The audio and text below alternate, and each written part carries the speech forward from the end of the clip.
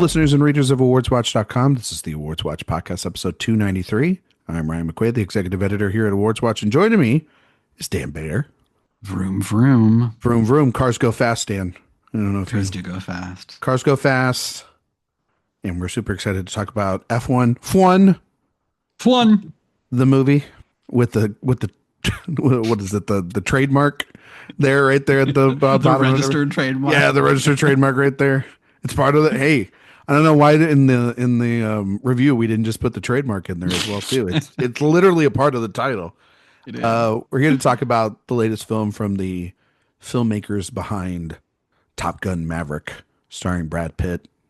And we're also going to talk about our favorite films of the year so far. We're at the halfway point, a little close to the halfway point. It's crazy.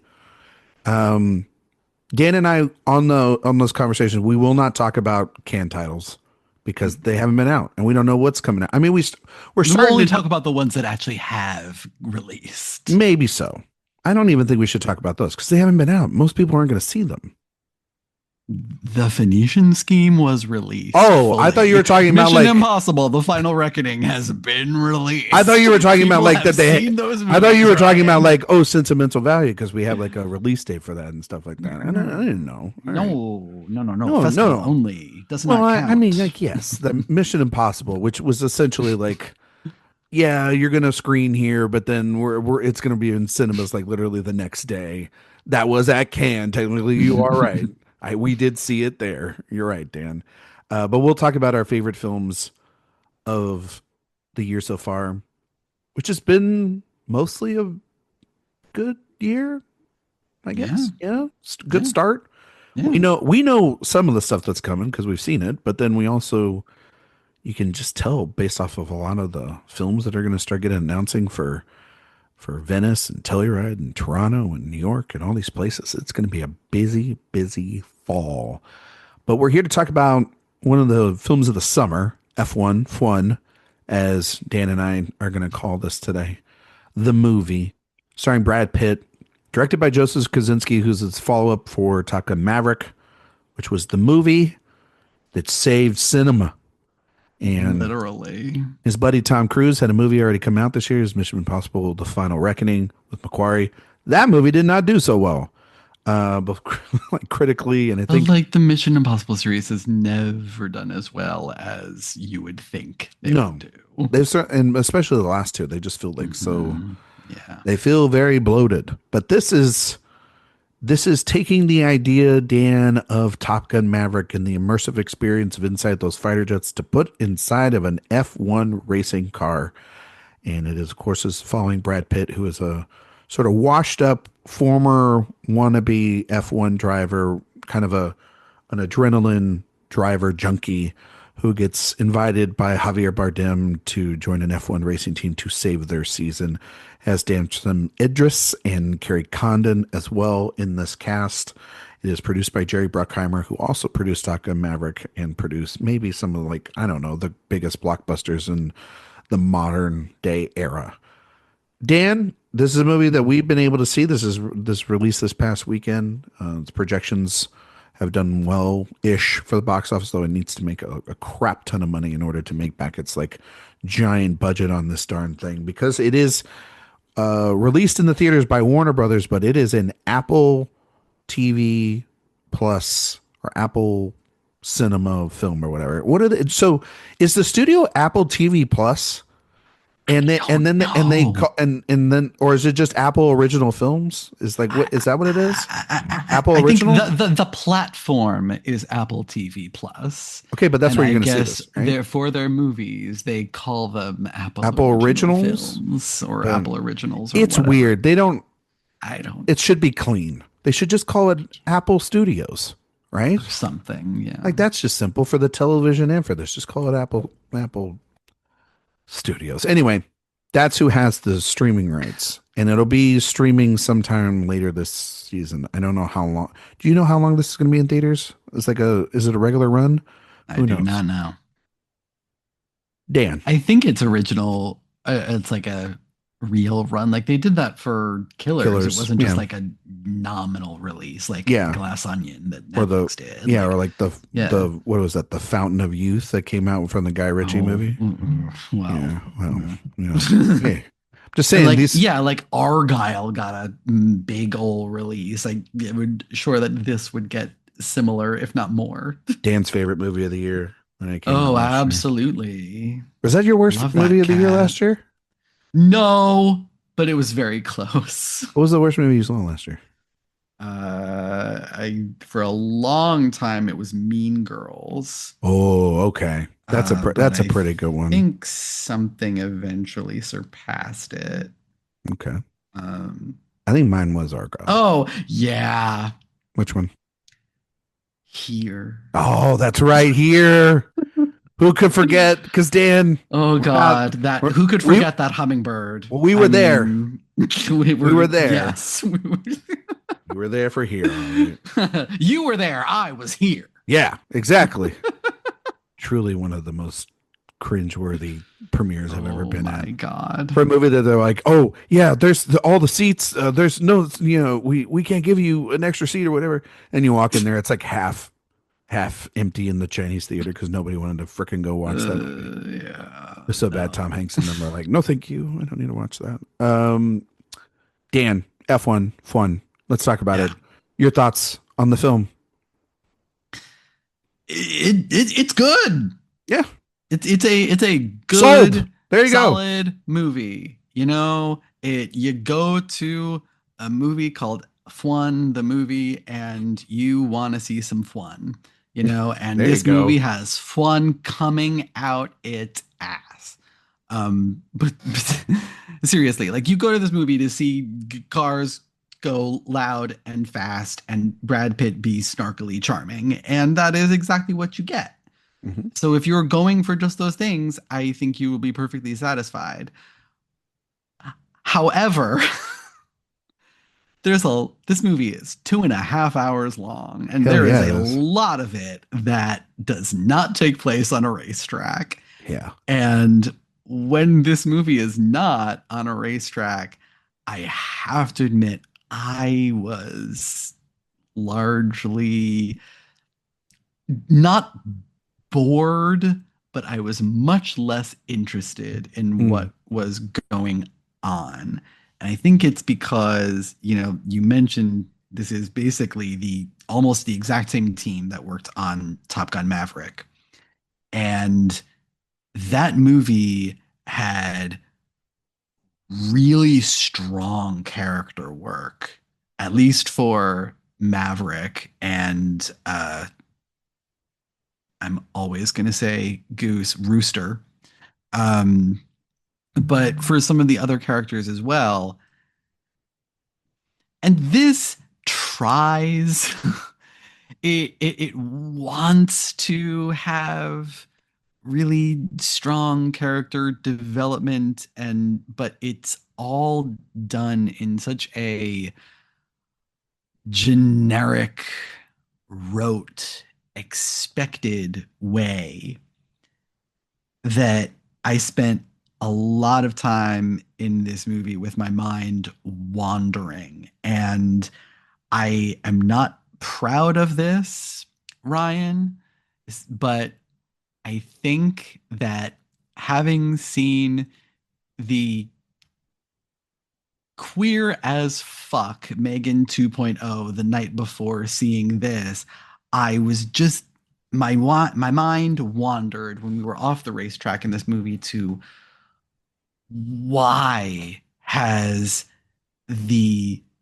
default blockbuster mode of filmmaking so male and so heterosexual? This movie is just like it's not quite straight camp, but it is like all the hallmarks of heterosexual masculinity. It is fast cars and gambling and not talking about feelings and cool girls all the way through. And that's pretty much all it has to offer. And it does those things pretty well. but I there was something in me when this was not on the racetrack that I was just so not into it, Mm, except for when Carrie Condon was on screen.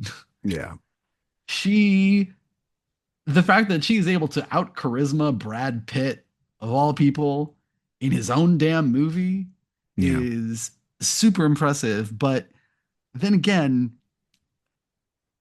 Brad Pitt's whole thing is kind of this like easygoing, laid back, cool.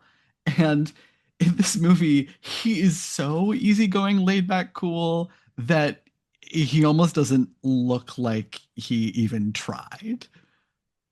Like he looks like he was on autopilot for this movie. And there is a scene between the two of them on a hotel balcony late in the movie that had Brad Pitt really been firing on all cylinders, he could have made that incredibly cliche dialogue work and feel meaningful. But instead, it just kind of sits there.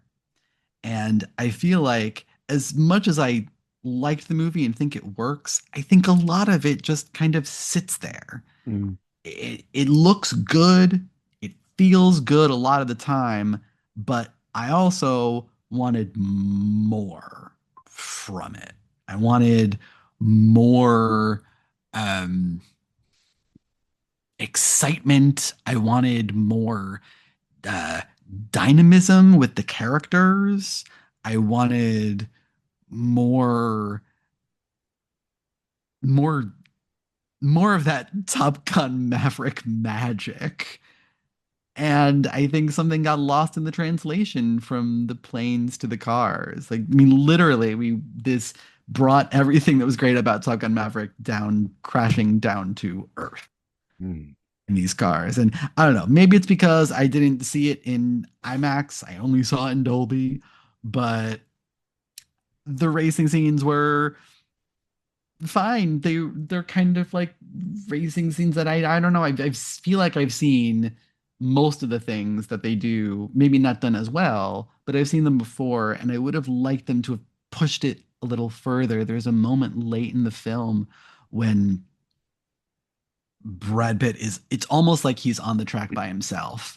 And there is a this really great moment where we are just on the front of the car and we are going down that racetrack on the front of the car.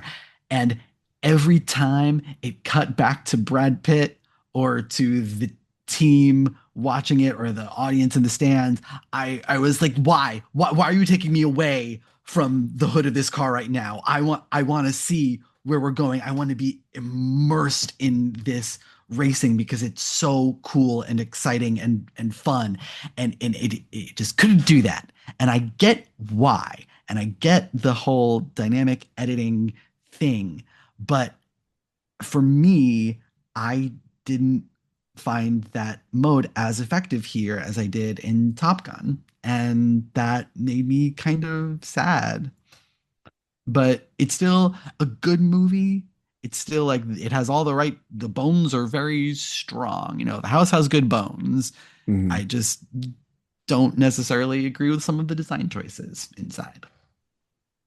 So I saw the trailer for this thing and I was pretty like hot and cold on it. I just was like, I don't know what this thing's going to be. I don't know what it's going to do. Is it just feel like it's going to retread Maverick? Is it going to try to do some of that stuff? And I've been on the record, Dan. This is a very unpopular take that when we everybody was praising Top Gun Maverick, I was saying to everyone, I'm like, but that movie is not successful because of Joseph Kosinski. It's successful because of Tom Cruise and Christopher McQuarrie and Jerry Bruckheimer and the Absolutely. and that cast and the legacy of Tony Scott. Like And that's Claudio Miranda, let's and be yeah, honest. and Claudio Miranda. But like Joseph Kosinski's like 8th or ninth on the list. So when like people were like, "Oh, he got snubbed for best director," I'm like, "No, he didn't. No, he didn't." There were like 20 other people I couldn't name that year. So like, no, he didn't. But I do like Kaczynski as a director. I like Tron Legacy is for a studio film from Disney. It's one of the better directors at that time when they were slowly their transition into who they are now. And you see the kind of Tron movie that we're going to get this year. Like it's an impeccable feast of the eyes. Like there's no question about that. So Oblivion too. But Oblivion too. Like he is not the problem with that movie. No, he's not the problem with it. That is the script on that one. But I don't think Kaczynski is bad at his job. I just don't give. You don't rate him. I'm not for Top Gun Maverick. That's not him. Yeah. Like that. If anything, rightfully so, it's Cruise. Like that movie is all. It wouldn't have been made if Cruise didn't say yes. So he gets all the credit, and he would have got all the blame too if that thing failed. So because he was the one delayed for theaters. And so, but I give Kaczynski a lot of credit because he used the goodwill and the fact that that movie made a shit ton of money to make this and wanted to make this and work with Brad Pitt, who, I don't know, a controversial statement too. I prefer Brad Pitt movies than Tom Cruise movies. I prefer Brad Pitt as an actor, as a movie star.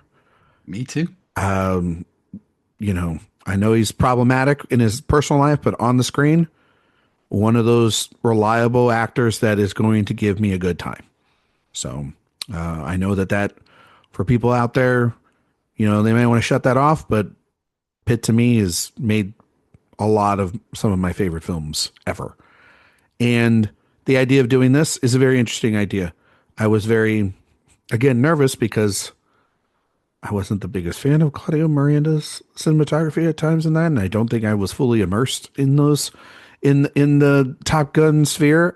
I will give you that, but the level to which it improves on the original. Yes, but that's the point, is that the original in comparison is pretty unwatchable. But so I went into this and I did get to see this in IMAX. So I do think that this is where you and I are going to differ. I don't get to rarely see IMAX films all the time. Usually when they do the IMAX screenings, it doesn't either line up or it doesn't, or I don't get them and others do. So I watched this in IMAX at the Bob Bullock IMAX in Austin, which is one of the premier IMAX in the state. And I watched this thing. And Dan, I gotta tell you, you're right. It's got flaws. It's got, its characters are very sort of basic action sports characters we've seen before. And the stakes of this are pretty basic. It's pretty much like Maverick. Like there's no real enemy. There's like, you got this mission, you got to complete it. We've got a certain amount of time and we've got to fill in this time in between. And yet this movie is so fucking entertaining. I could not resist falling in love with it. I think the soundtrack absolutely slaps. I think that Pitt is fantastic in this, in his cool man mode, a la Once Upon a Time in Hollywood, or it's just Brad fucking Pitt being Brad fucking Pitt. Bardem's great, and they've got great chemistry, carrying their chemistry over from The Counselor, a movie that bangs and rips. Oh my, forgot that he was in the Yeah. How can you forget? Look at that hair. No, look at those outfits. Oh, yeah, no, I'm talking about Bardem. Look at that hair. Go look at that stuff up. But then you're right. Kerry Condon, who is just one of the great screen presence we have now. It's not just and just continues to prove, like, Jesus Christ, why didn't we give her the Oscar for Banshees of Inisherin? Absolutely robbed. The discovery of Danson Idris, for me, I didn't know who he was. I hadn't seen most of his stuff. He was pretty much a discovery for me. And I think he's actually outduels Pitt at times in a movie that's this two-hander between the two of them. And I bought in to their combative but ultimately partnership by the end of this film. I think you have to see this in IMAX. Like, this is a movie where any of those problems are elevated by the visuals that are on display from Kaczynski and Miranda in this giant format.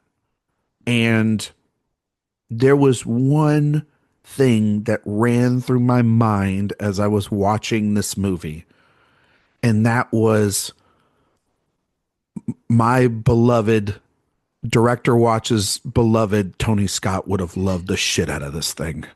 That much I do agree with. And I think that he would have even loved this more than Top Gun Maverick, because I think that this is just pure adrenaline entertainment and spectacle, and takes out some of the emotions. That's for sure. It's not, I think it hits the thing about Maverick that makes that movie special is the history of that property and the emotion that is within the characters. For me, at least, that's what sets that one apart. But if we're talking about vibes, this one has just as good of vibes and is as killer of a time as Maverick. And I think that you get fully immersed into a world that you don't really have to know too much about.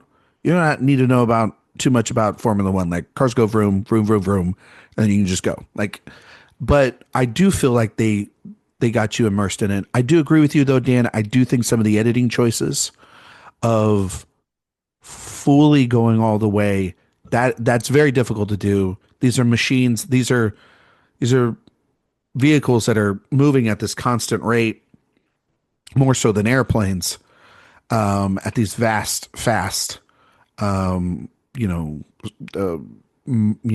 speeds.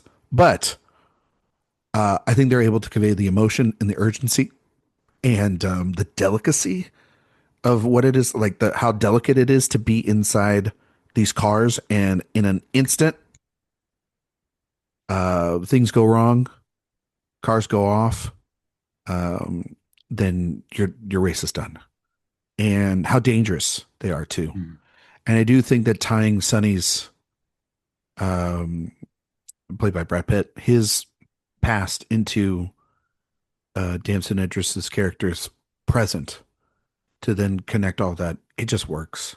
It works because when you watch kind of movie stars and great acting supersede a pretty standard script, like, I'm not coming to this movie for, and I'm really not coming to most summer movies for great scripts.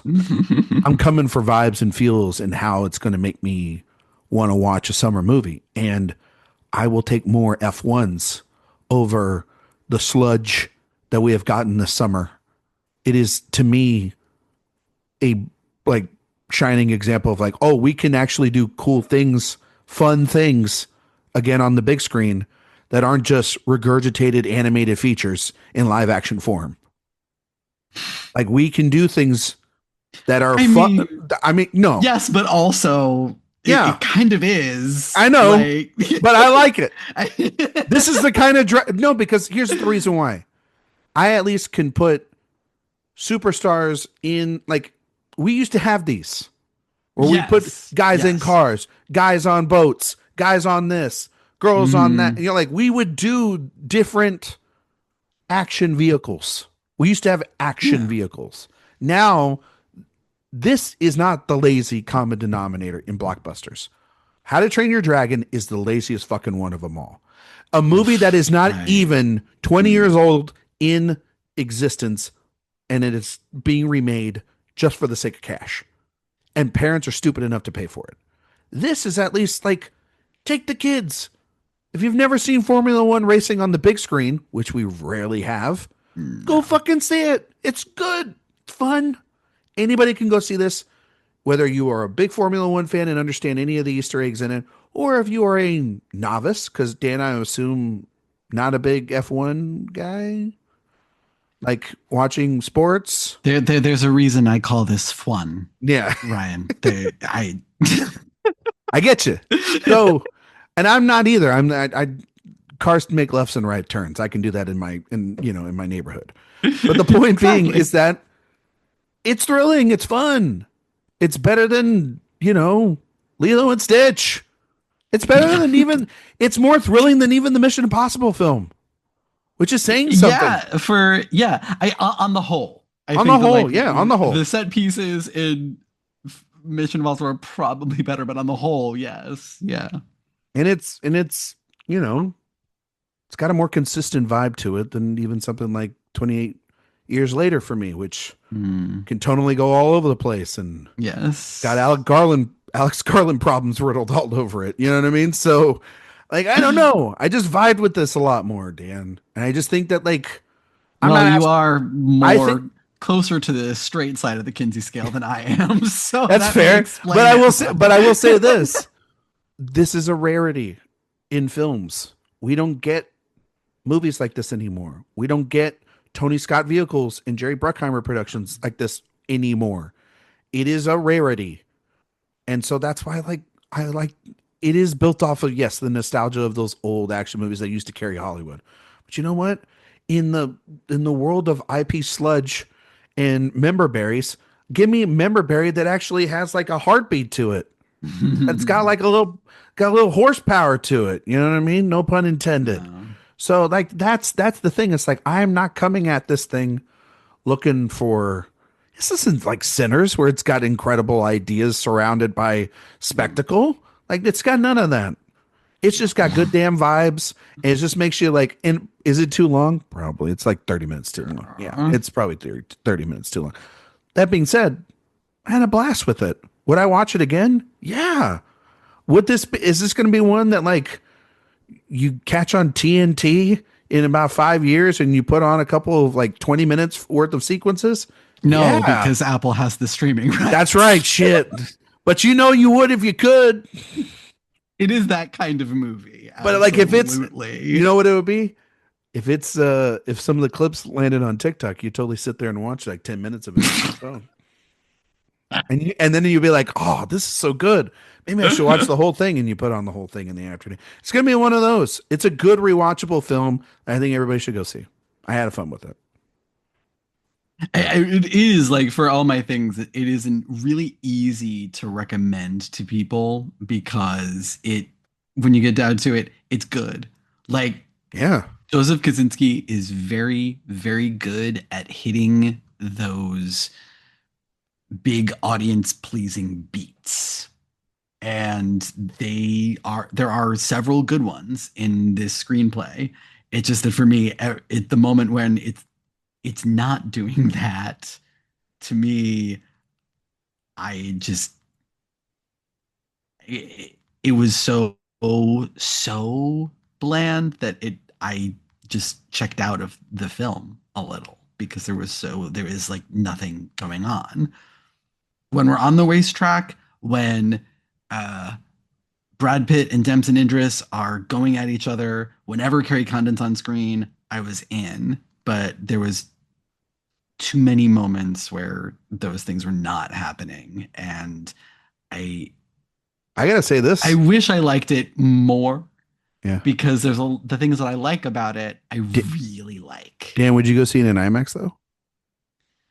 I would go see it in IMAX if I was going with someone who hadn't seen it yet, who really wanted to see it. But I wouldn't go see it myself. I'm coming to watch it with you in IMAX. Okay, come on up to New York, Ryan. It's so much fun. We'll go watch it in IMAX. Biggest IMAX theater in the country here. Come on. It's going to be in theaters for a good limited run. I hope, or wide run. It's going wide in theaters. I hope everybody gets a chance to see it. It's just fun. I really don't have like many more thoughts. It's really not like a movie. There's not much to say about it. We don't have like this giant catharsis that we need to talk about with F1. Like it's just fun. Men, we don't have catharses. We keep them inside. Exactly. We don't talk about them. Cars go vroom vroom. Damn it. All right. And all I'll say is that just go see it. It's a lot of fun. It's worth the hype, and I'd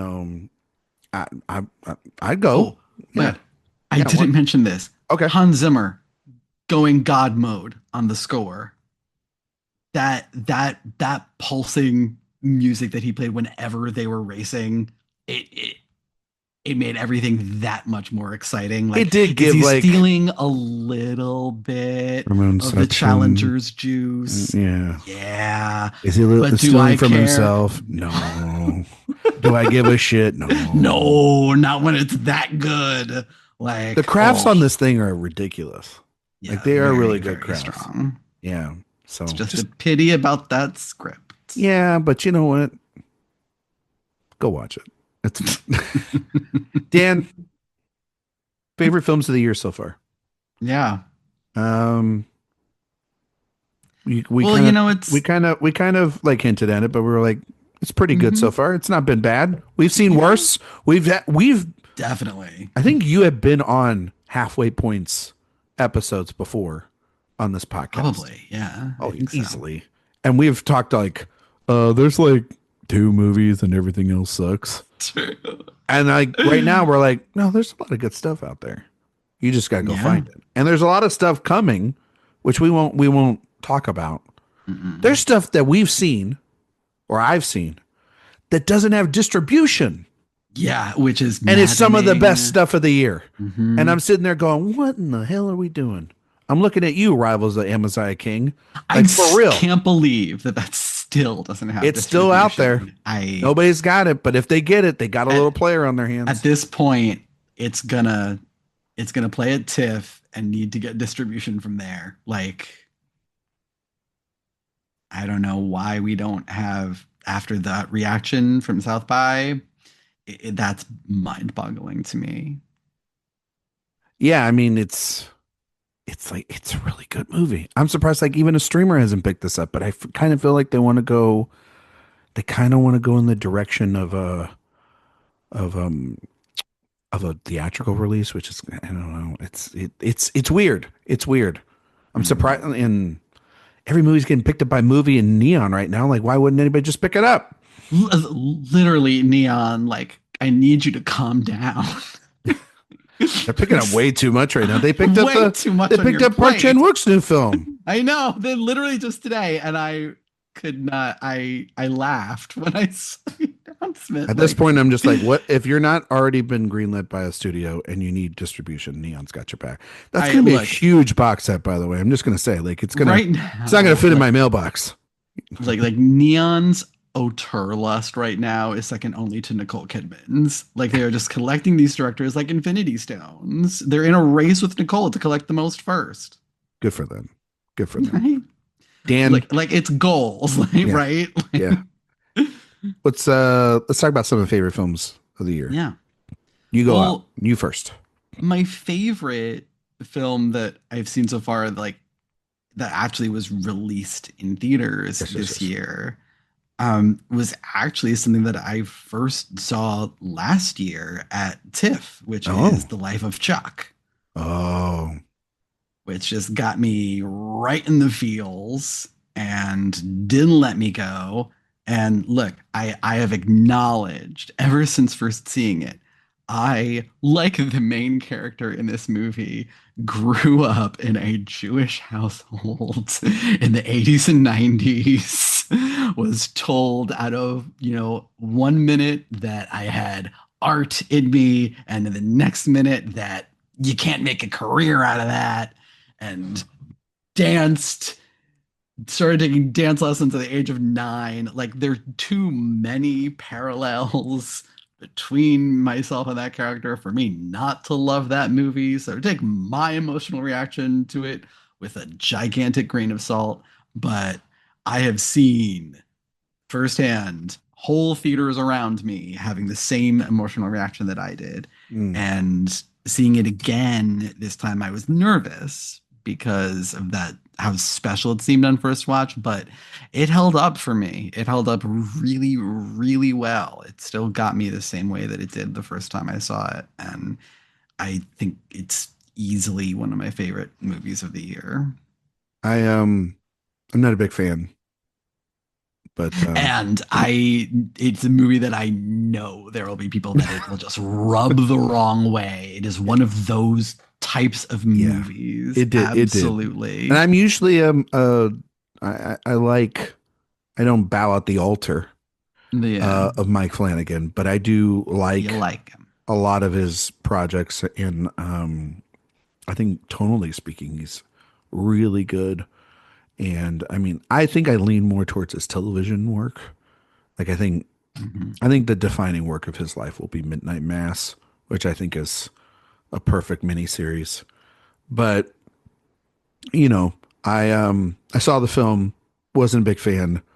There have been as many Neon films I've seen this year that I've liked as much as I haven't liked.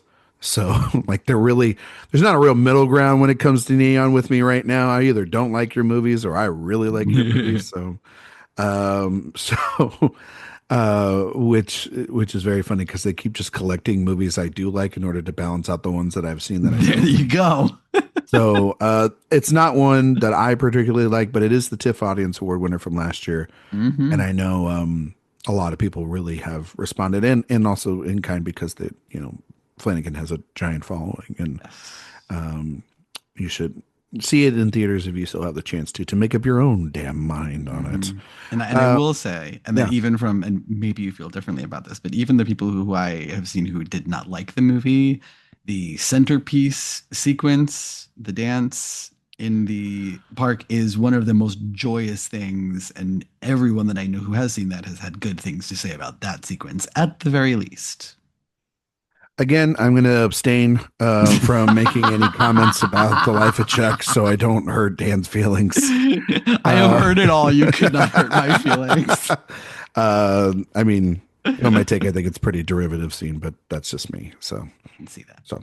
sorry, Dan. No, Sorry. well, if you want to talk about derivative, Oh no. but good derivative, I think. I mean, you saw this at the premiere, Mm, but Drop reminded me of yeah. like so many like B movies from the 90s and early 2000s that, you know, When a you stranger go out. calls digitally. Yes, right?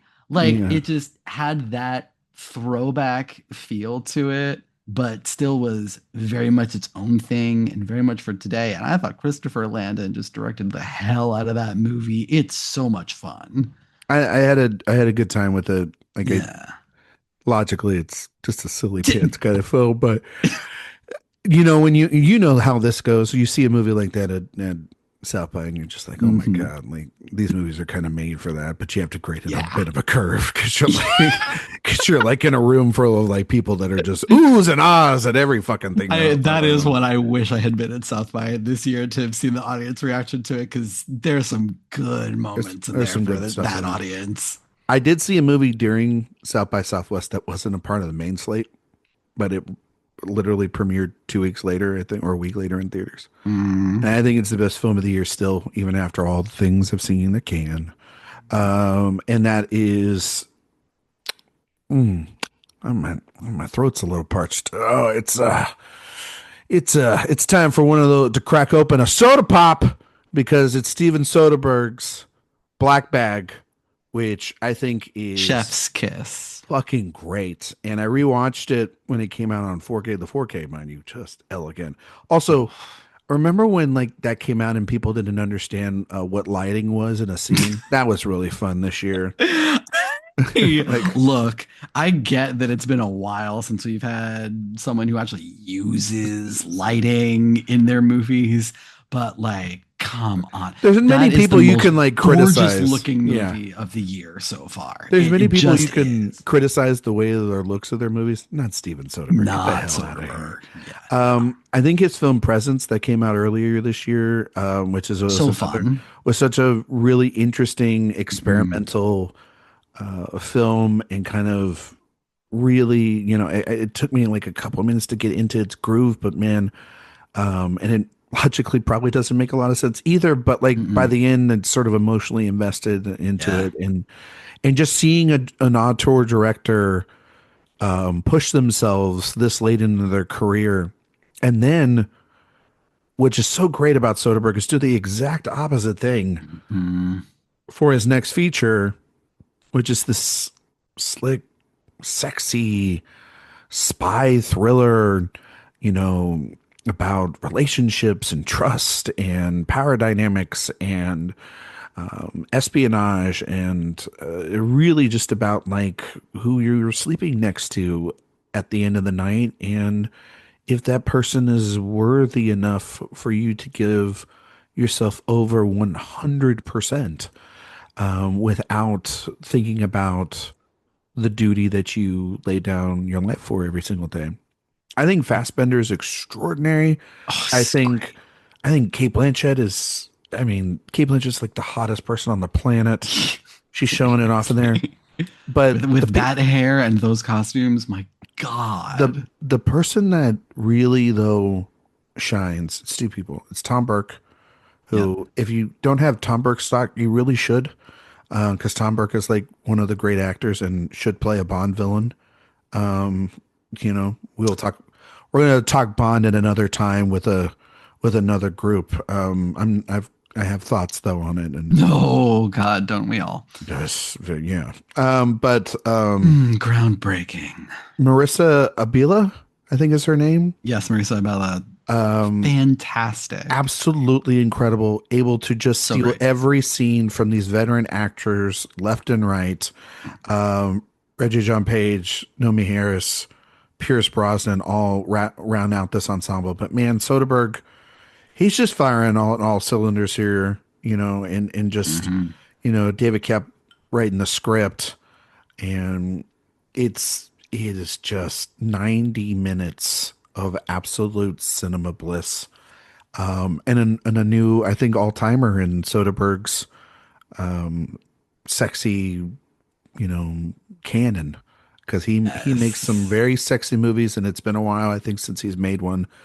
And it was like a great callback to when he made Out of Sight in Ocean's 11 and Sex Lies and Videotapes and things like that. So, and Magic Mike and That every 10 years he comes out with a very sexy movie, but that has thorny things under its underbelly. And yeah, Black Bag, you that can see it movie on was Peacock, I think, right now. absolutely the highlight of Q1 of this Yeah, year. Unquestionably, it gave me vibes of The Americans, yeah, one of my favorite TV shows, and the intertwining the marriage story with the spy story, and it is about relationships and how and trust, yeah, and it is about those things in just about the most entertaining way possible.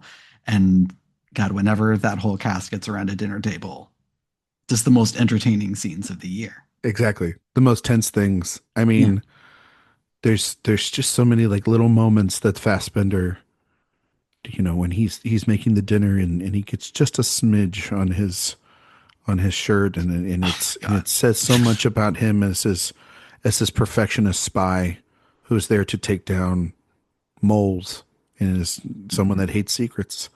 And Blanchett, who's the super spy, who's the ultimate spy, who is there to make sure that she lies within the weeds. And what Mhm. happens when you have to kind of figure out, is that person the enemy, or are they on my side? It's really, really good. It's really good stuff. Has like a final shot too that's just downright, sexy. We just don't make So sexy good. movies without a lot of sex in it. You know what I mean? I don't know. Like last year we had Challengers, and that's a movie that's like so hot and steamy. This is like, I still think on that same level too, and Yeah. deserves its flowers. And people should be obsessing a little bit more about Black Bag, because this is like a guy in his It's 50s, worthy. 60s making movies like this. And he's going to have his third film premiere at Toronto this year, The Christophers. Can Man, you believe three in man, 1 year? Like, yeah. It's incredible. he's the goat. If he made three more, he'd have a six pack Then there soda you go. pop. There you go. So, Soderbergh. Dan, some Mm. other film maybe that you like? Well, I know that people were somewhat mixed on this one, but for me, the Phoenician Scheme is just about top tier Wes Anderson. I was so entertained by that movie. It's the most fun I've had watching a Wes Anderson movie in a while, and I feel like this is back to basics. Wes, a little bit after uh, going on a little bit of a discursive way with the past two, with French Dispatch and Asteroid City, both of which I liked a great deal, but kind of thought they were a little overstuffed with ideas. This is just like pure Wes Anderson and inject it into my veins. This is exactly why I fell in love with Wes as a filmmaker.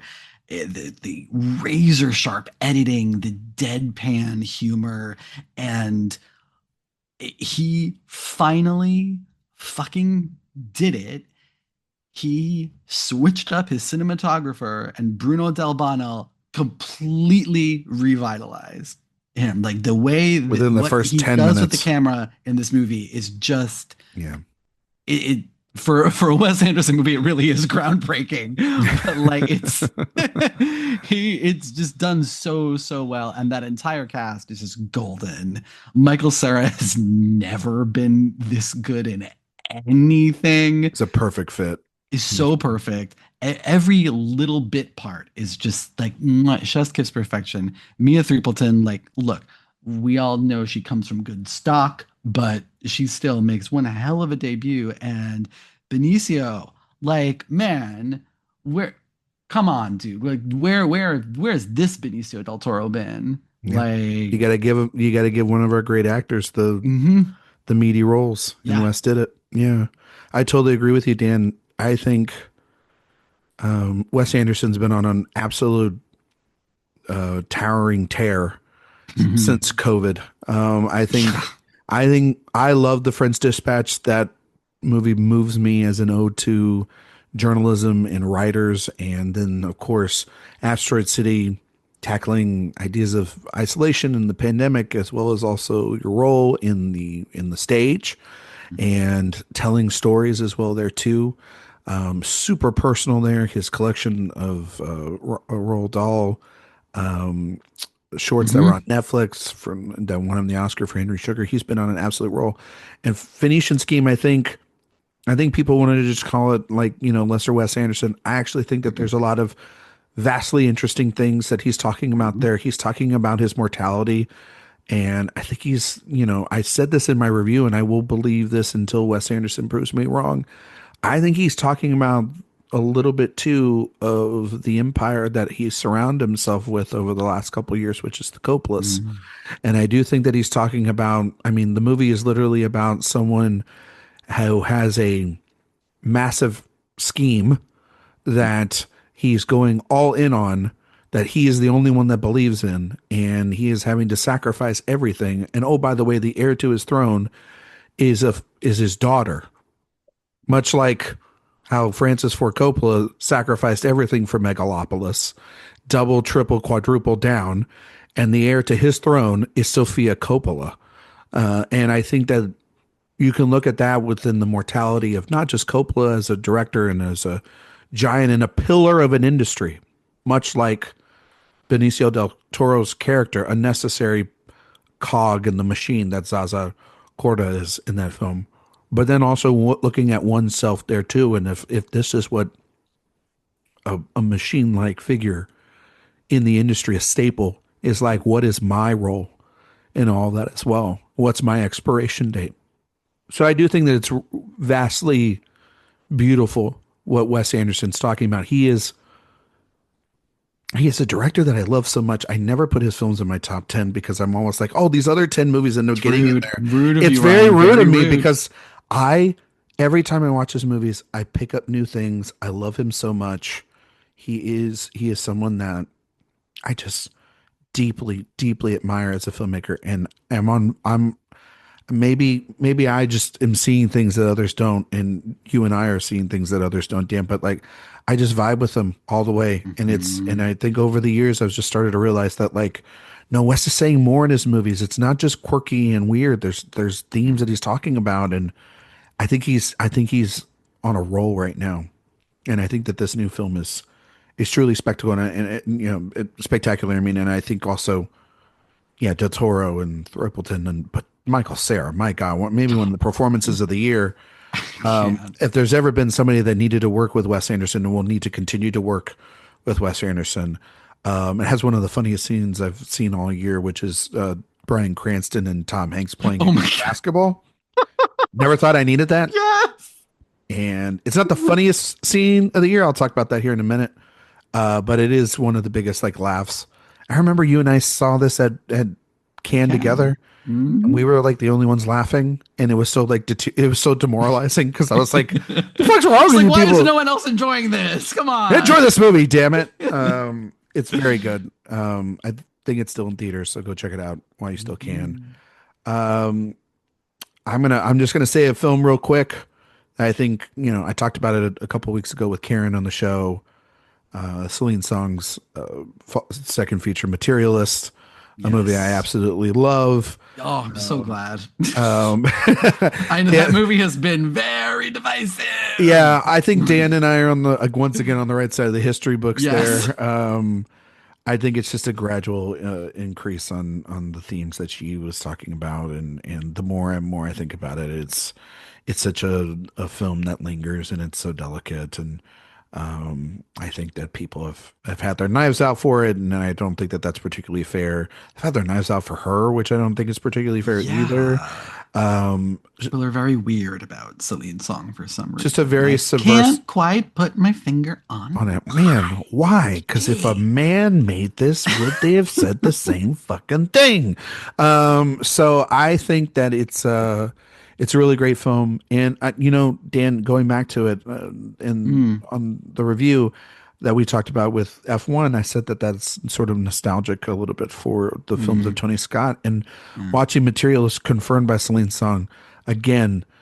We don't get to see the films of the great James L. Brooks around anymore. And I think that this is a Or film Nora in that, Ephron.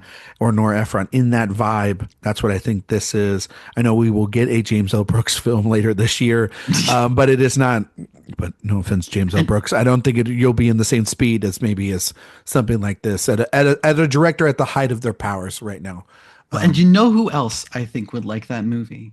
Oh, Your favorite and mine, Ms. Nancy Myers. I think Nancy would. I don't think it's necessarily like in her vibe of what Look, she the does. kitchens are not big enough. They're not big Okay. enough. It's New York. They're not big enough, but I don't those know. interiors are quite gorgeous. That apartment Like would that be scene totally where Nancy. they Yeah. look at his apartment. I'm like, this is a Nancy Myers apartment. Yes.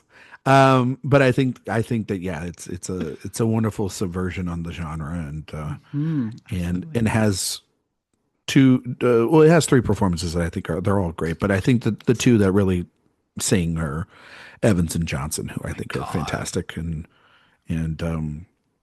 Evans especially because it's like, It's just dude, why don't never you been that why good. don't you just fucking do this forever? Like you need to stop making Please. crap and actually act because you can, dude. So Materialist Mhm. in theaters right now. Um, Sinners You can't talk about 2025 without without Sinners. talking about Sinners. And So we I, won't do it here. No, I'm well, just kidding. Kidding. look, the biggest story of the year, Yeah. and with good fucking reason. Like Yeah. that, it's rare that a movie catches the zeitgeist, an original Yeah. movie, completely original movie catches the zeitgeist as much as this movie did. But you know, you got Michael B. Jordan in all his movie star glory as brothers doing their thing. I Ryan Coogler just directs the hell out of it. It is maybe my favorite first half of any movie released this Yeah. year. The way that he just lets you luxuriate in the atmosphere Such a of patient this town. filmmaker. It's so beautiful. And then we get to the evening and Miles Keaton starts playing that music and It's ball game, ladies and gentlemen.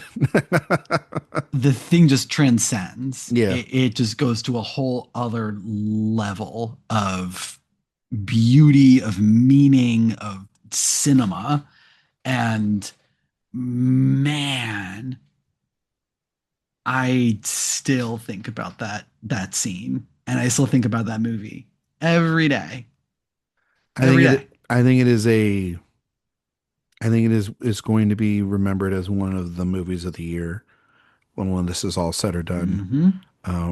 I am not going to talk about awards chances with this thing. I think people have gone too crazy on both ends. Let the movie be the movie. Let's enjoy this thing for what it is, which is one of the most original films that we've had in such a long time. It's talking about themes that other films don't dare to do at this level of filmmaking. Coogler, Dan, I echo the sentiments of my Director Watch co-host, Jay Ledbetter. For the love of God, somebody needs to take over the Black Panther franchise and get it away from Ryan Coogler, because he's got to make more movies like this. Because this is the type of stuff that separates you from being the Russo brothers and Christopher Nolan. Like, that's the level of detail and confidence that I think audiences have in someone like Ryan Coogler. They showed that confidence with him and Michael B. Jordan, who are the modern day Scorsese, and De Niro, the modern day Spike Lee and Denzel Washington. They have the trust of the audience. Go make original movies. I think that they are a match made in heaven, and I think that this movie is. I agree with you on that first act. I still think that the second act is vastly rich with things that culminate in an ending that is so fun and so unique, and just is the type of filmmaking. If you're gonna go big and go all the way. Don't go home. Go all the way with it. Knock it out of the park. I need to watch it again. I've only seen it once. I want to watch it again. I'm saving that a viewing because some people here at the house haven't seen it yet. And but I think it's on HBO and Max. Yeah. Starting, or HBO Max. God, you don't know what it's called nowadays anymore. Can't keep up.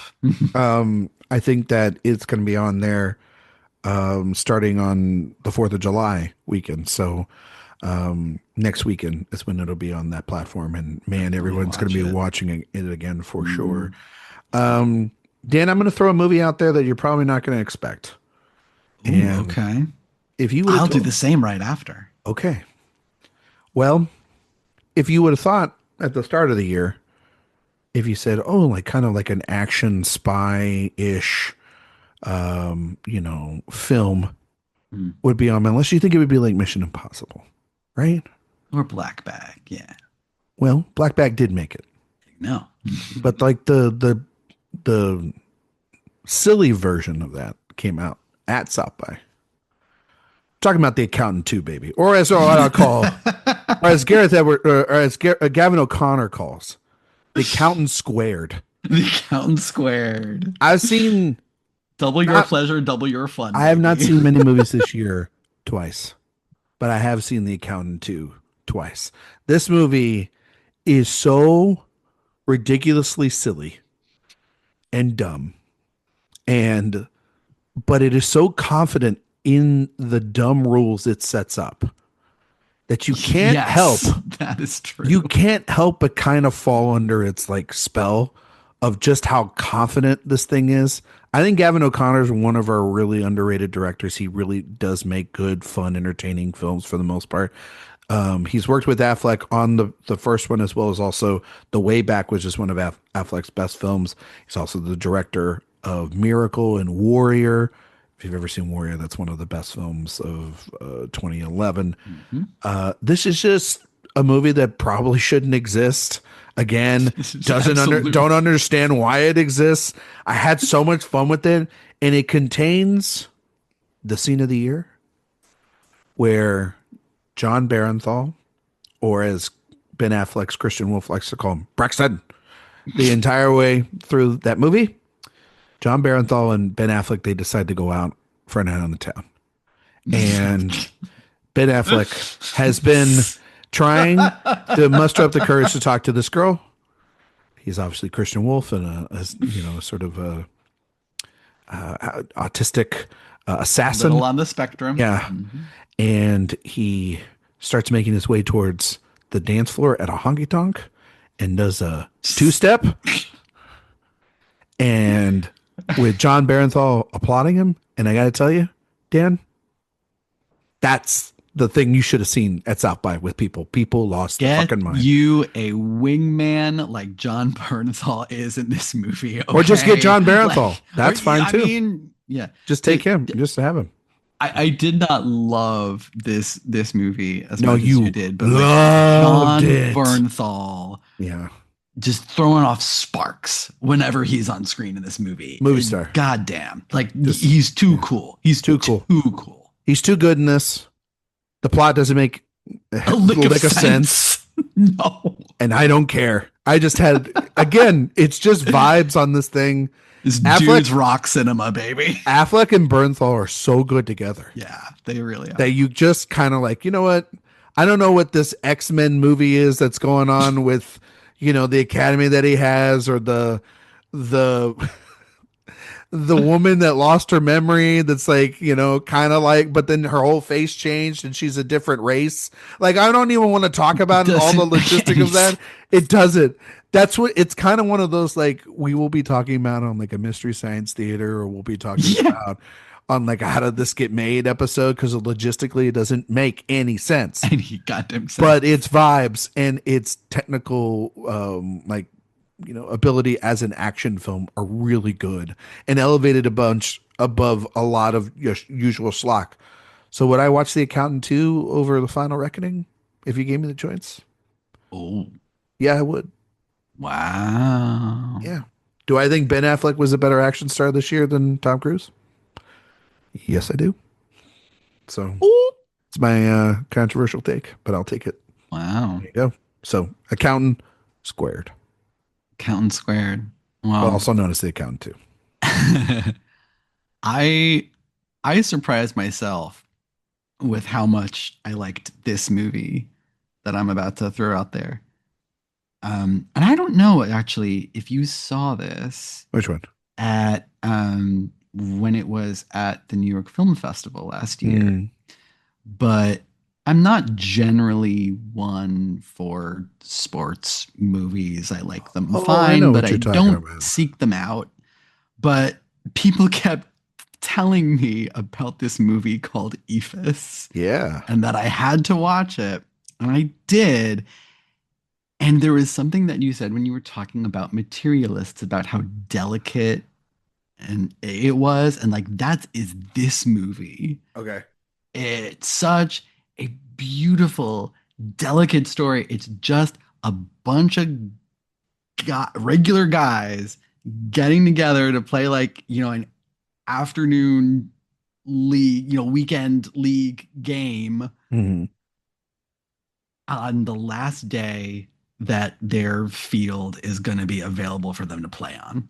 Oh man, that sounds good.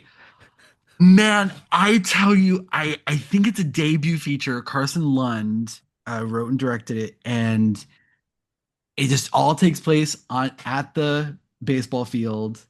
They play all freaking day, and it is just the most beautiful, delicate sports movie about guys being dudes. It's a hangout movie, but it's also this sort of like elegy for a time gone by, and, you know, mourning while they're celebrating the thing that has brought them together, but now it's gonna be gone, and who knows when it will come back or when they will come back. And they're playing the game, and some of them may not even be all that great at it, but they're playing the game because they fucking love it. And I have never been one who has really loved baseball, but watching this movie, I was like, God damn it. God damn it. This is the most beautiful sport in the world. Baseball. It's just, how can you not be romantic about baseball? How can you not be romantic about baseball? Oh, it's so good. I really surprised myself by how much I like this movie, and it got a tiny release in like March or April or something. And I've been telling everyone I know, like, seek this out because it's just something very, very special. I haven't been able to catch it yet. It's one on the list, but it's high on the list, and Everyone says, Ryan, you're gonna love it. You're You gonna you love it. will. You Everybody knows absolutely me love it. too well these Mhm. days. Dan knows me too well. Sophia knows me too well. People know me too well, man. They're like, Ryan, you're gonna love this. I'm like, okay, all right, I'll get to it. So I You will, fucking better, man. I will put it on the docket this weekend and catch up with it. That's for sure. I want to give a shout out to a film. I know you saw it in New York. Again, another film that sort of just like evaded me. That happens every year, right? For like, there's a film or two you're like, Yeah. how am I going to get to this thing? And I never got to it until this year. And I don't think it particularly all the way works, but I admire the ambition of it, and that's David Cronenberg's The Shrouds. Yeah, I felt very similarly. I There are think some that ideas in it that I was just so fascinated by and so entranced by.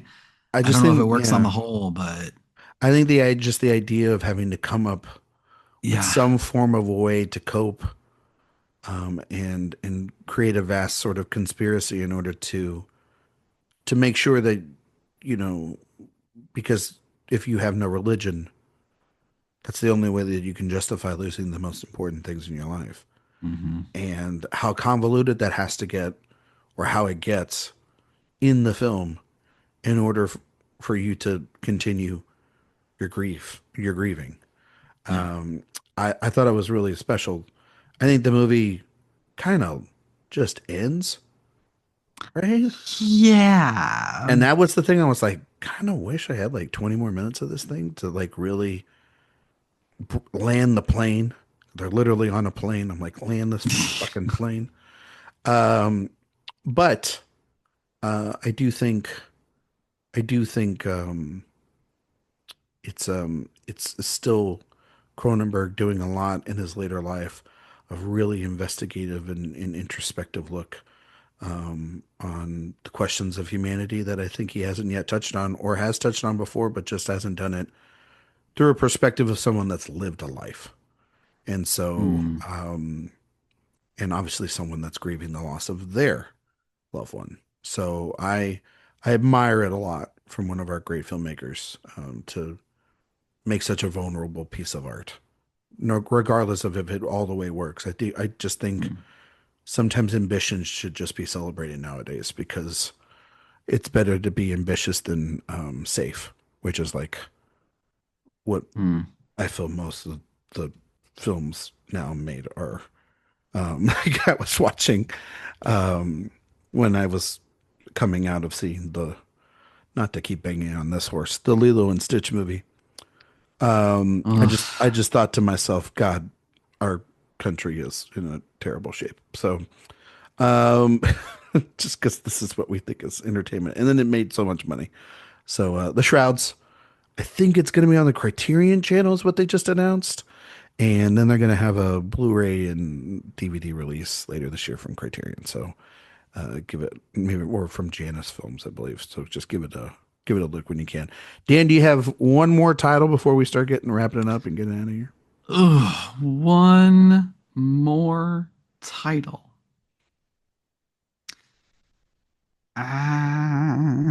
Or do you want Um, to just run off a couple of titles real quick? yeah, I think I'd rather do that All actually. right, I've cool. kind of run through my favorites, but All the other right. ones, um, another film that I saw at NIF last year that actually saw released this year, Misericordia Oh, from Alain Giraudy, who did Stranger by the Lake. Another one that was just so much fun with an audience.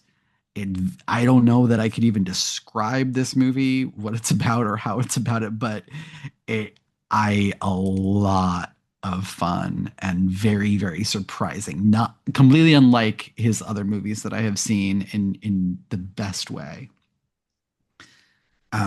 I know I talked about Drop earlier, but there were a bunch of genre movies that I thought were just so proud to be genre movies this mm, year that I had a lot of fun with. That one, Companion, I thought mm. was a lot of fun, and Clown in a Cornfield, I need to catch which up with that. I've heard which it's is good not one that stuff. I was expecting to have such a fun time with, but I did. Yeah. Um, and I will shout out, I do not think that Mickey 17 is a great movie, Mm-mm. but Robert He Pattinson is fucking good in it. is giving one of the best performances of the year. We got two actors that are pulling out great dual performances, Michael B. Jordan and Robert Pattinson. It just Absolutely. sucks that one of them is in a good movie and the other one's in a pretty standard film, Yup.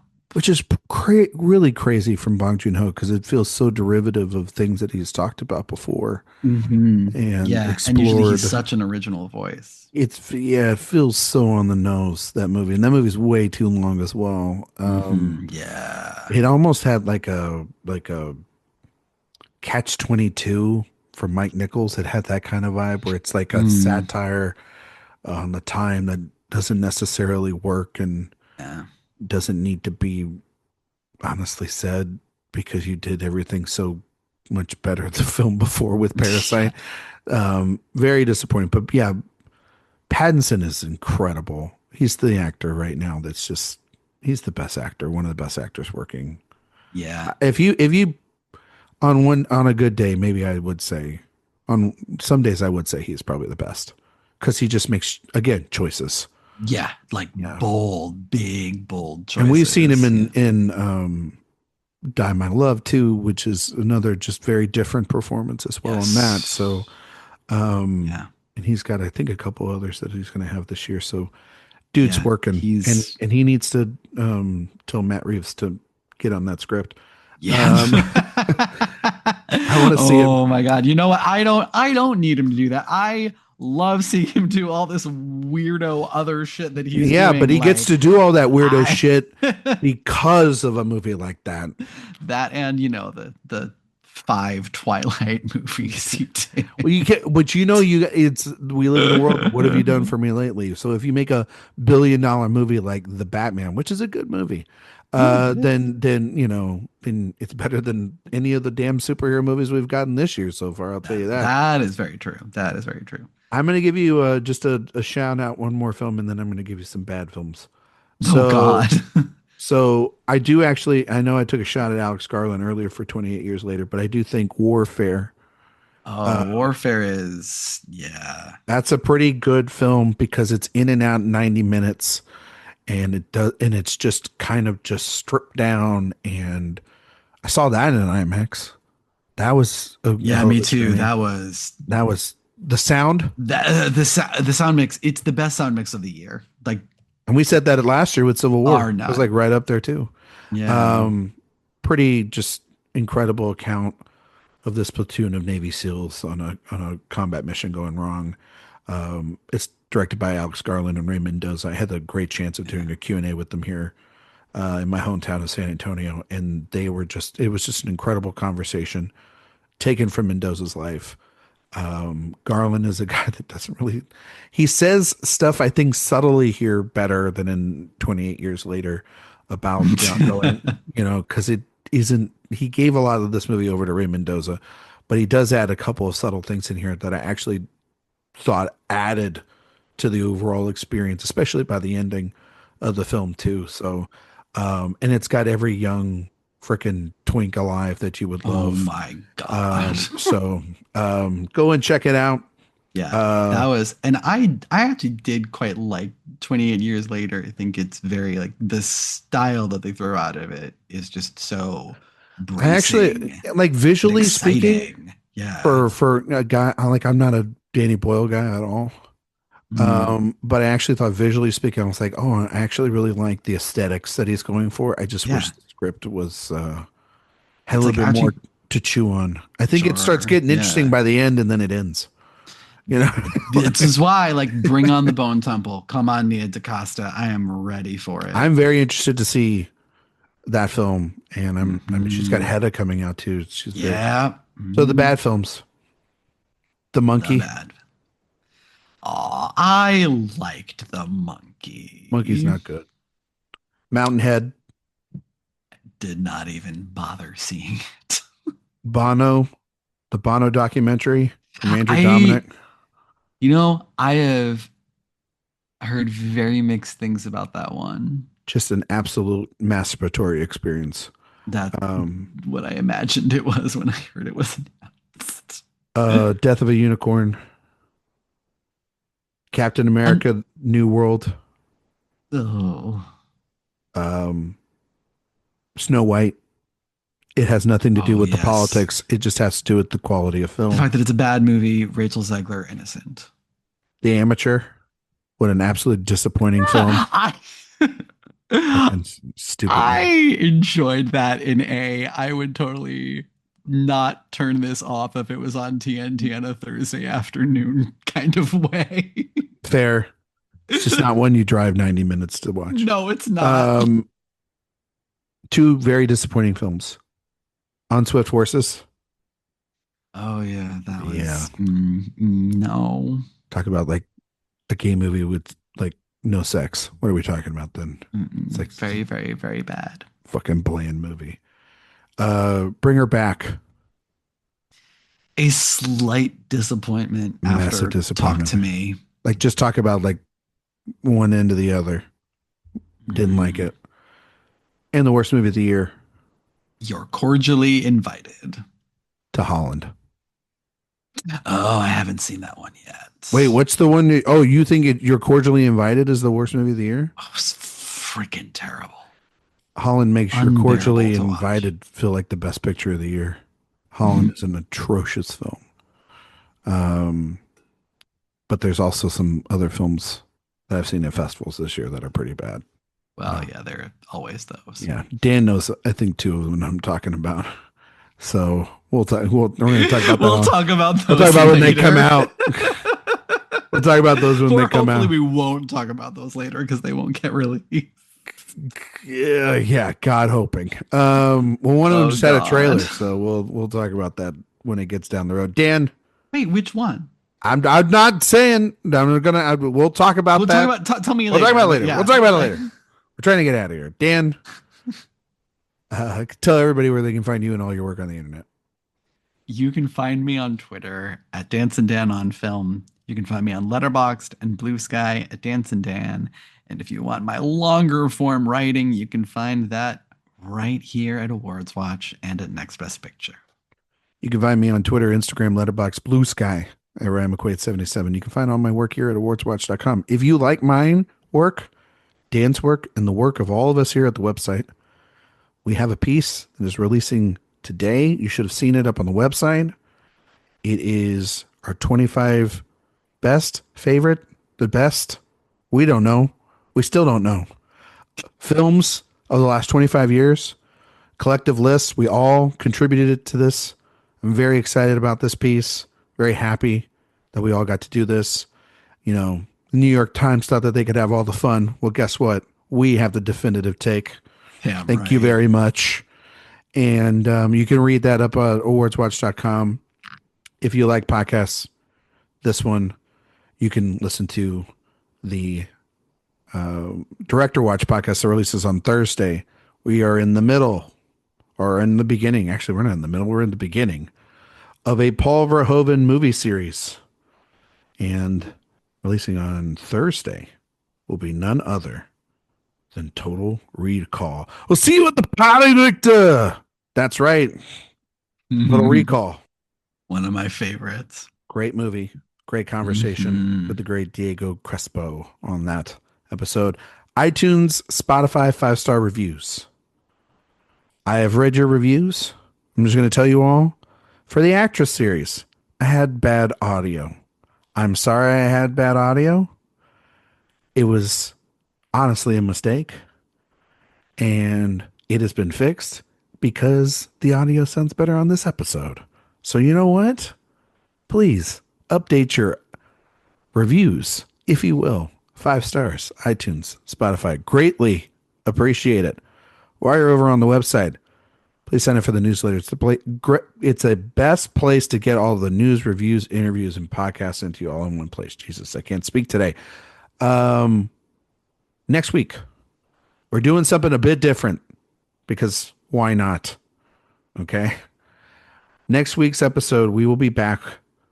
A couple of years ago, we did a movie star stock market, and we placed our bets on who we think would be the future movie stars of the year, of the future.